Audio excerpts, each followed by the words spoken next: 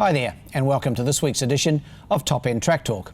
Andrew O'Toole with you again, and today we'll be having a look at this coming Saturday's meeting here at Fanny Bay, the second of three consecutive December meetings, and this one the 14th of December.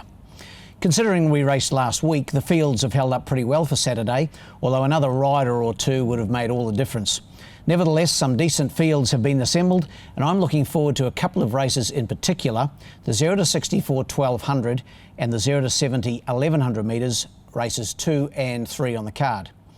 The first in Darwin is the Great Northern Brewing Company Handicap, a 0 to 58 event over the 1000 metres. It gets underway at 2:23 p.m. Northern Territory time, and in the opener my numbers are 7, 1, 2 and 3.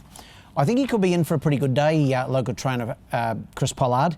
He's been having a good run lately. Won last week was So Stoic, and he lines up what I think will be winning the first, the 0 to 58, that is over the 1000, and that is Snippy Skippy. It's only had the one start in Darwin and ran a really good race for second. That was on the 16th of November. You may recall the visiting WA apprentice Bonnie Polisi rode on that occasion. She set them a merry chase and only just got run down late on that occasion by Good to Be Great.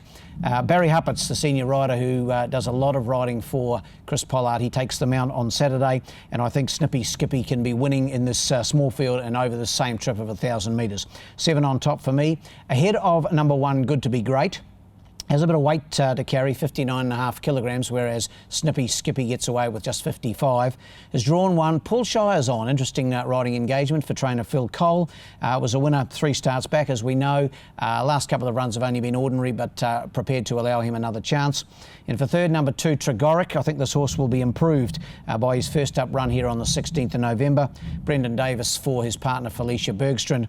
And in for fourth, number 3, Momentum Amethyst. 7, 1, 2 and 3 in the first. The second's the 7 Darwin Handicap. It's for the 0 to 64 gallopers over the 1200 metres. I really thought this was a tricky race to work out, but I've settled on 2, 6, 7 and 3.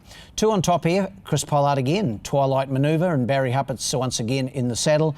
This horse was impressive winning last time out, beat My Snip on that occasion, and My Snip came out and won here last Saturday. So the form lines are pretty solid, and I like the way this horse is going. 2 on top for me. Ahead of number 6, Choice Approach from the Tom Harrower stable, and Ray Viger takes the mount on Saturday. Put 2 wins back-to-back during the carnival here and then also at Catherine. Was freshened up, or actually spelled, and given a run here on the 16th of November. That was 1300 metres. Drops back in trip, probably the only question, but I think should race well. In for third, number 7, Federal Court. He was one of the eye-catching runs here last week. Brendan Davis for Angie Forster hit the line strongly behind No Alibi, and as long as he's taken no harm from that, he can be in the party here. And in for fourth, number 3, Culzine, another one who raced well just 7 days ago. 2, 6, 7 and 3. As we turn the page to an eagerly anticipated race 3, it's the Mantra Handicap. It's for the 0 to 70 gallopers. It's over the 1100, and even though it's only a small field, I'm really looking forward to the resumption to racing of number 1, Eastwood. It's only had the 2 starts in Darwin, this horse, both during the carnival, trained by Tayan Halter, and he won them both and won them really well. He's a lovely cut of a horse. He's a 3-time winner in Singapore, incidentally, this horse. And he's a 6-year-old by Bella Spree. Paul Shire's in the saddle. I'm going to put a bit of pressure on Paul. I've tipped him to win the last 3 races on the day, and I think he can start that run off here with Eastwood. Number 1 on top for me, clearly. Head of number 4, Patriot Day. Never goes a bad race. Kim Gladwin for Gary Clark. Won 2 starts back, and then last time out was 5th behind So Stoic, who's come out and won again since. So good form around Patriot Day. In for third, number 2, Tuscarora. Goes quick. Vanessa Arnott and Jason Manning put the polish on. Drawn 2. Should be able to be right in the party for a long way. And in for fourth, the stablemate of Eastwood, and that is number 5, Hatton Man. 1, 4, 2 and 5. The fourth's the Belton Rex Trobus Handicap. It's a Class 2 event over the 1100 metres. My numbers here, 3, 4, 5 and 2. Another one from the Tayan Halter stable. Tayan could be in for a good day as well. Don't Wait. Has only had the 1 start here in Darwin and was impressive, winning here on the 16th of November. One of the horses out of the Tried Horse Sale of a few months ago. Paul Shire's on board again. This horse beat Kalmar when it won first up. Kalmar won again last week. So some really good form lines that are being initiated for Saturday. 3 on top for me, ahead of 4, Frilly Design. Obviously will take plenty of beating. Has won her last 2, this 4-year-old mare's only lightly raced. Kim Gladwin aboard for Gary Clark. In for third, number 5, Knight's Helmet. Paul Denton for Kerry Petrick, resumed from a good spell with a very good run for third here the other day behind Bon Air. So second up on Saturday and should have taken plenty of improvement from that first up run. And in for fourth, number 2, Levardis. 3, 4, 5 and 2 in the fourth. And in the last, found the toughest race of the whole day, the Tab Handicap, the benchmark 54 over the 1300 metres, and I settled on 5, 3, 6 and 4. He's still a maiden Yulong Awesome, trained by Gary Lafoe Jr.